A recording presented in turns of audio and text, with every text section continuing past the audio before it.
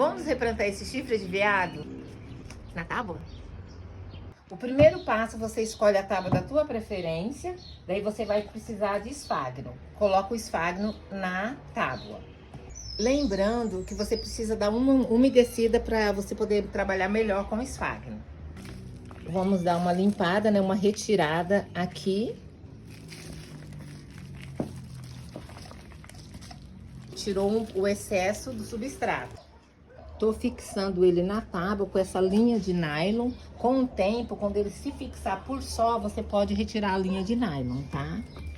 Gente, o meu chifre de veado ficou assim, eu coloquei esse, coloquei atrás também, tá?